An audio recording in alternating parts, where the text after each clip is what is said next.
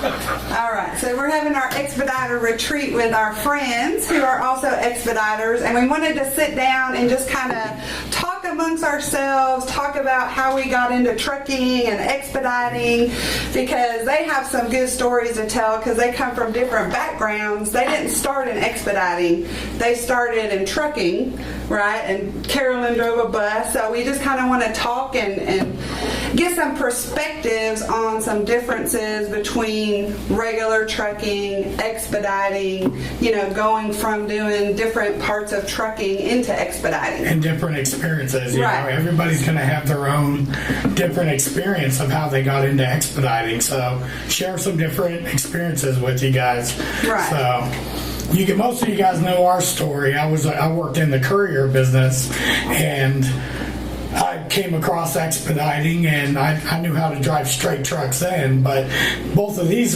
couples have done 18-wheelers, so they've kind of transitioned from that. So let's start with Kat here. This is Catherine and Marshall Cook. And y'all seen them probably on a video before. We've had them on, we've met it before. Go-karts. Go-karts.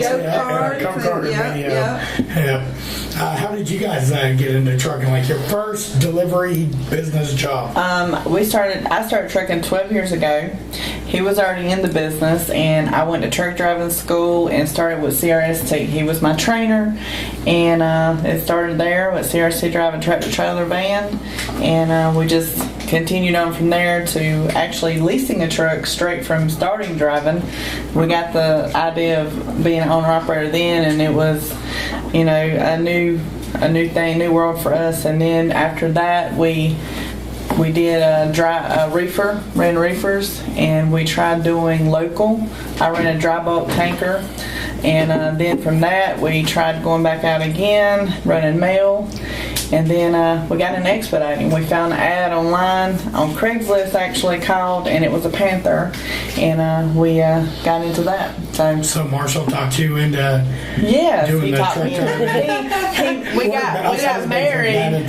We got married, and we tried to move to another state, and we got there and things weren't going well, and we was like, well, what are we gonna do? So we went to a truck stop, the only truck stop in Rhode Island, and found one of those little truck stop books, and we kind of just put our finger on a company and said, let's call. And the thing what it is, CRST, they'll pay for your schooling if you drive for them for a year, which I recommend that anyway, because you need a good year. Right. You need a good year experience. So, it worked out because truck driving school can be expensive. So it worked out. But he's been in it for a lot longer than me. 21 years. Yep. So tell him how you got into it. Yeah, how'd you get into trucking? I started back with a dump truck, went from a dump truck to a lowboy and flatbed, and then I went to a company driver and had to have a certificate to drive for them. So I started with Schneider for a year, left with Schneider, went to MS Carrier, and MS Carrier got bought out by Swift. So when they got bought out by Swift, I left and went to CRST, and that's when we got married, and she went to school, and we've teamed ever since. And that was awesome, though, that you got to be her trainer. You didn't have to go with a stranger to, a lot of people and there's do not that. many lady trainers, not a lot of women trainers, it can be very scary when you're a woman in trucking. You want to call them ladies? Well, ladies, women, girls, whatever. Trainers? Yeah. It's kind of rough sometimes. It's hard because, you're with a man, and it's a man's world out there. I don't care what anybody says, it's still a man's world. You're living with them in the truck. Yes, you're living with them. And I think training, how long is training now? Like 240 hours. 246 weeks. So, you're all in there with a stranger for 6 weeks, and, it can be rough, learning from someone that you don't know that may not treat you with the respect that your spouse would. So. Well, let me ask you, when you got into it, were you nervous about it, like being a woman? A lot of women, we've had people come and say, I'm nervous, I don't know if I can do it. I feel like I was taking in both lanes of traffic. I've always drove a tractor trailer. If you've ever, even the straight trucks, they're big too, but you're setting up in that big truck, and it feels like you're in both lanes, and it can be scary. But and a lot of cars, they don't respect the big truck, so you have to be an aggressive driver. Right. You have to just put in your mind that you're bigger than them, and hopefully they'll get out of the way or whatever. But it was very scary at first, and I'm still learning things. I'm not perfect at what I do. Learning So. stuff. And you Every day, guys right? do tractor trailer expediting too. You guys Yes. got that big old custom sleeper. Yep. Was that you guys got into it in tractor trailer, right? When you got With into expediting. Yes. Panther was your first expedite company. Right. Yep, we and were, you guys did tractor trailer. I think a lot of folks only think That is a straight truck. that it's only straight Yeah. trucks and cargo vans, but Right. expediting is tractor trailer also. But the thing about it is, with that big 53-foot trailer, we might only carry about 3 or 4 pallets too. Right. But that's the whole thing of expediting, is they just need it right then and there. You Yeah, know, it yeah. doesn't have to be 40,000 pound load. It can be a 500 pound load. It's just they need a truck that's in the area right now. Right now, yeah, closest truck possible. Right. If we would have known about expediting from the start, We we would would have went there expedite. first. Right. It's the best. I mean, that's the best part of trucking we've seen is the expediting, because driving for a regular company per mile, I mean, you're out there, you're just hoping there's going to be a load next and chasing the miles and for 35 cents a mile, you know. Yeah. Well, think about it. Look how many folks that actually started the next night and left, then come back because of it. We've done that. We left expediting and came back. You know, we went to FedEx, and it was a totally different ballgame than Panther, the way they did things, and we just we weren't happy with it. And we went to company, and we was running pharmaceutical. Y'all know when they were running the crap out of us, but we were running a salary. It wasn't run and get all that money. It was run and you get the base pay of what they're going to pay you, guaranteed weekly. Right. So what would y'all say is the biggest difference from being a company driver and going into expediting? I think it's the freedom of being your own boss, because it's no forced dispatch, and you're running your company the way you fit, instead of just taking those loads to New York City or wherever they send you to, you know. So when you're a company driver, they pre-dispatch you a lot on loads, right? Like you know where you're going one right after yes. the other. Yes. How does that in expediting, when you don't know, you could be sitting for 1-2 days. Do you think that a lot of people would be discouraged because of that? I think because they're so. used to that. Because when you're sitting for 2 or 3 days, you feel like, damn, I'm not making no money. I'm just sitting here. But a lot of the times it's the weekends. Right. Because there's not a lot going on the weekends sometimes. But with a company driver, you're running all the time. But I like having a weekend off every now and then to kind of give you that time to kind of refresh and do your laundry and just kind of shower take a up, chill. take a You break, know, so. go have dinners. Right, Yeah. and you don't have to run as hard expediting Right, either. right, And right. with the company, you don't get that break. I mean, they're running you, and some people want that. But Right. you know, I enjoy being our own boss and picking our own loads. And if it's not feasible for us, and we're not going to be in a good area when we get done with that load, then that's our choice. We're Right. not going to be somewhere we don't want to be. So when saying that, so with company drivers, if they send you a load, you basically have to take it, or can you refuse those loads? You have to take You have to it. take so it. you're stuck Yeah. taking whatever they give you, Yep. versus an expediting, you get to pick and choose. Right, So right. yeah, that's Yeah, you don't want to go to New York. You don't have right. Yeah. And another aspect of it you have to think about too, when you're a company driver, you have to run and make that money. When you're an expedited, you could take a day or two off and still make the same money you will as a company driver, because you get paid more. Yeah, and $1.55. That's what tractors make at Panther, versus 35-50 for a team. You know, that's a quarter a piece. Yeah. Right. You know, you're not. I mean, the money is so much better, and you're not as having to run as hard. Don't have to bust our butts. Right. It Yeah, makes it work a lot smarter, better. not harder. There you Right. go. Right. There you go. So this is Carolyn and Andy. We met them out at LA also. Yeah. Petro, We met them Ontario. through Cat and Marshall, really. Yeah. How did you guys? You were first into trucking first, right? You were I was a farm boy. a farm boy. We drove trucks, and all of a sudden somebody told me I couldn't drive this truck because I didn't have no license. Lauren, what you talking about, Willard? And from that point on, I'm gonna get me one of them there license. Got you a Class A. You got a Class A, right? No, I got a Class B to start Class off B. with. Yeah. Oh yeah. And What was your first job of trucking? first paid job trucking was pumping concrete. And they gave me a truck. Caisson drilling caissons. That didn't require the CDLs. Oh, okay. Sorry. But pumping concrete, they said, there's a truck, now go for it. That's hard work right there. Yeah. Man. You got to be up at 2 o'clock in the morning sometimes. You don't know when you got to be at job sites and It's good money though. That pumping concrete is good money. I started off in Denver, Colorado. I didn't know how to shift no truck. And here I am, a 5-speed Mack running these mountains. And then I got to get there and figure out how to do this job. Because I'm controlling this job. It was a mess, but anyway, it worked out. Those remote control kind of things. And got this big long boom. Yep. Yeah, my cousin used to do that too. And that was my start of my professional trucking.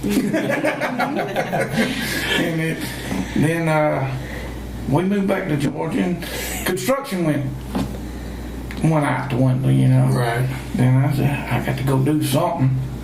And heck, I bought me a damn truck and a flatbed and go to work. Got to be money in it. Too many folks are doing it. Yeah. Boy, was I wrong. Bought me a truck, had payment.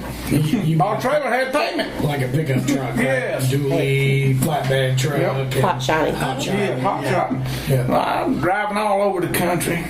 So, wait a minute, I ain't got no place to sleep. I got busted by DOT because I was in the sleeper and I didn't have no sleeper. I didn't know what they were talking about.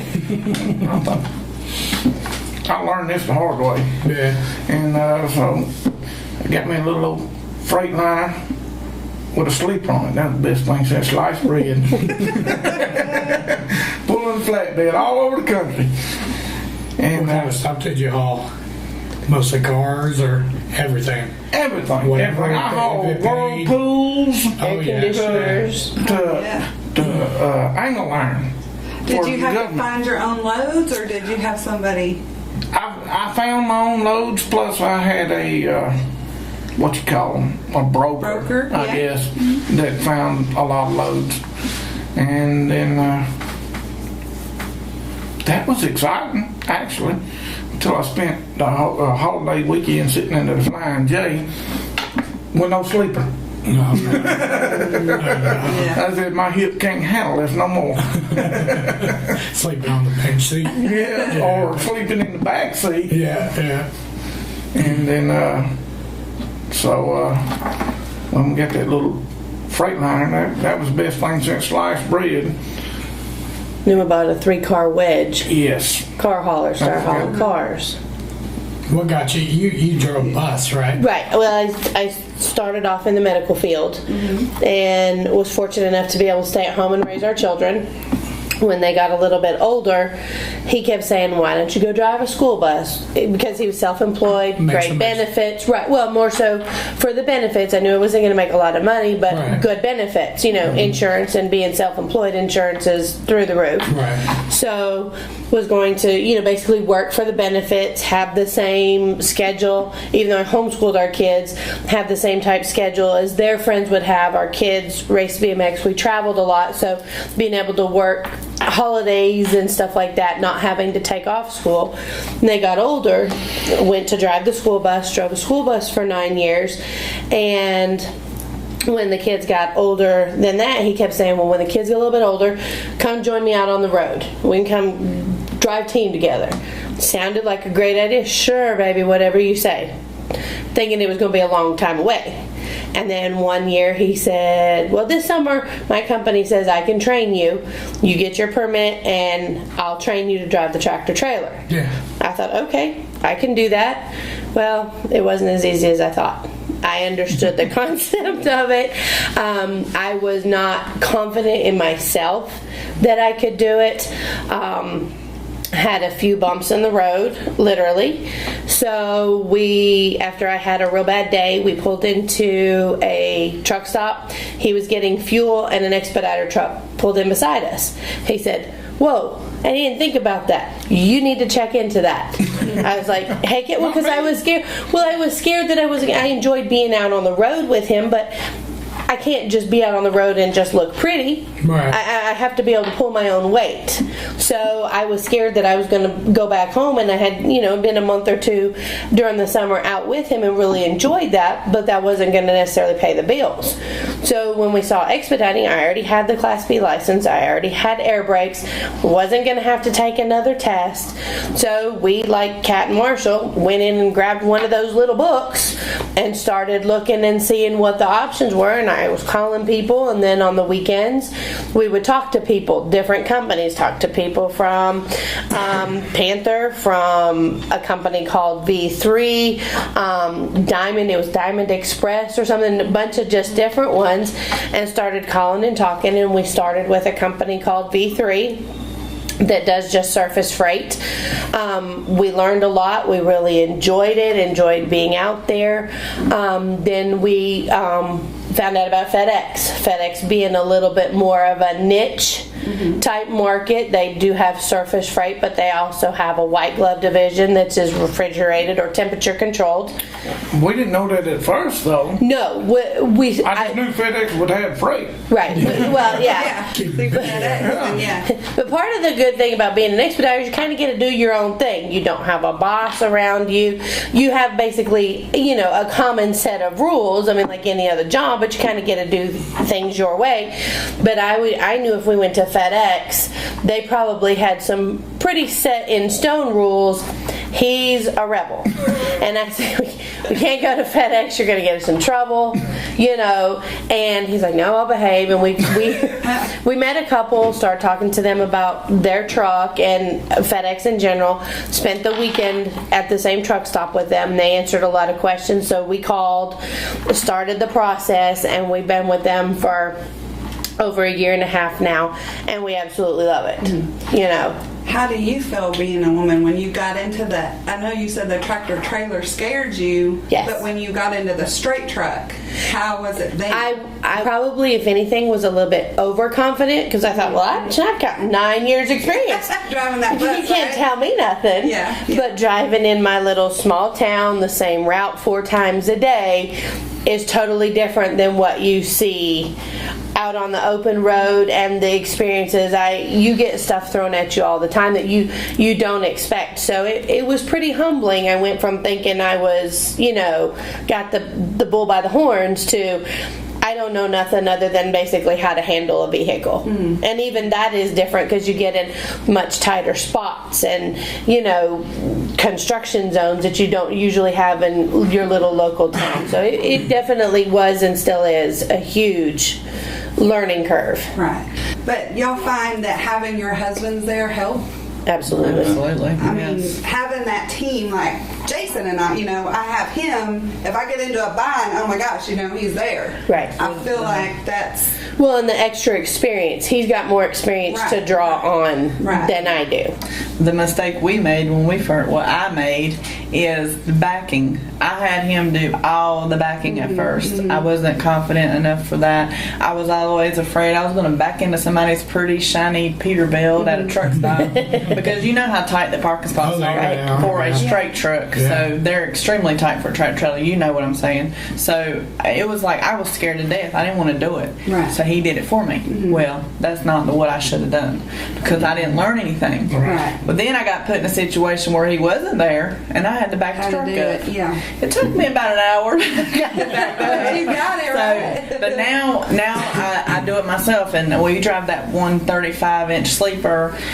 I was worried about backing that up, but it takes practice, and we still both get in situations where it's hard to back up and help each other out. So it makes a world of difference to have him with me, because he's there to help me, and we work good together. We're a good team, and it's just trust. Yeah. You got to trust each other. Yeah. It was hard for him to go to sleep behind me now when we first started driving. Same way with Jason. I think that would be for anybody. Yeah. Right. Yeah. So it was hard for him. Every little bump, he's like, "What are you doing up there? What is that? What's going on?" And he says, "You okay up there? You okay up there?" Yes, I'm fine. But I wouldn't have it any other way. There's no way I could team with a stranger or someone I didn't really trust or know. So it makes a big difference when you have that person with you that is your lifetime partner, your husband, your best friend. Yeah, your best friend and your partner in work. I mean, Right. this is our business together.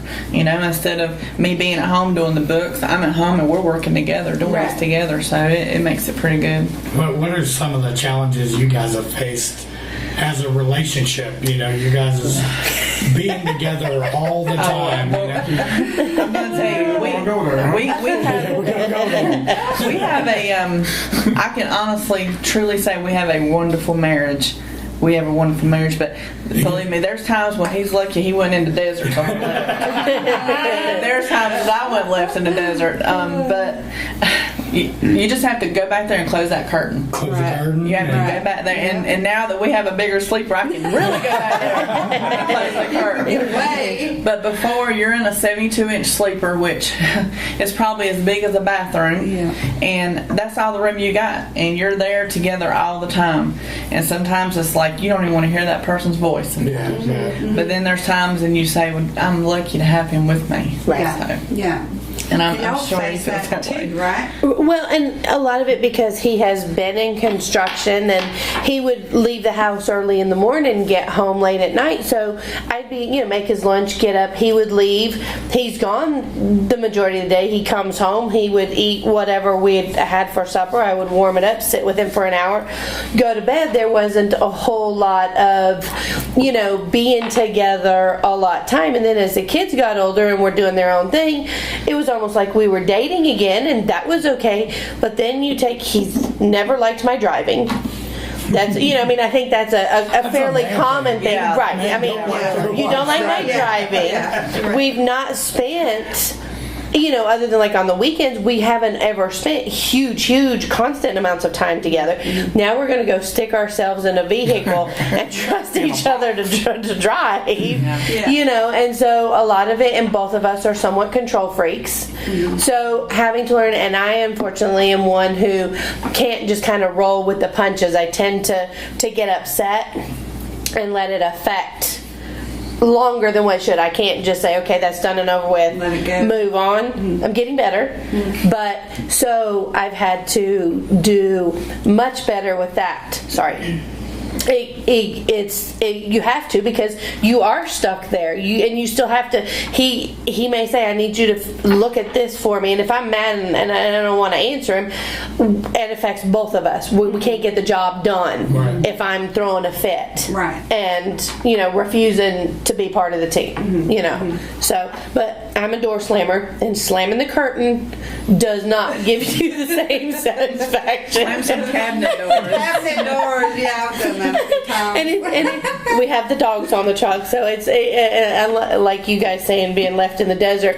The dogs being on the truck may have saved him a couple of times, because I go back there and pout, and the dogs are like, "What are you doing, Mama?" And you can't stay mad. I mean, they help get you We try out of to it. play. We try to play the silent game. Yeah. And then one of us will. He likes that. Okay, we're okay now. Yeah. Who's gonna talk first? Wet willies. Yeah.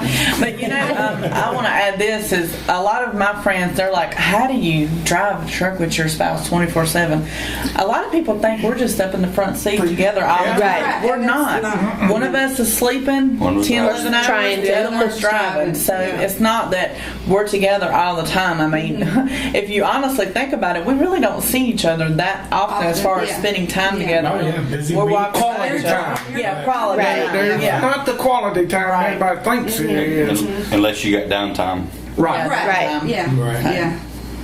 Yeah, I think that's one of the biggest challenges, because even us, when we got into it, we were ready to kill each other. Right. I think that's one of the the first biggest year. hurdles that people got to get over at first, that have never done anything like it, And the biggest problem is our ignorance of what we're doing creates even more problems with our spouse. When you first When start you trying first to figure a started, new job Oh, out. I thought we was gonna kill each other Yeah. Right. because we trying to figure out the system of what we're supposed to do and how to do it. And the sleeping, what schedule works for you. Yeah. I know. Yeah. I've never been a late night person. I've never been a party person. I can get up early in the morning, and that's great.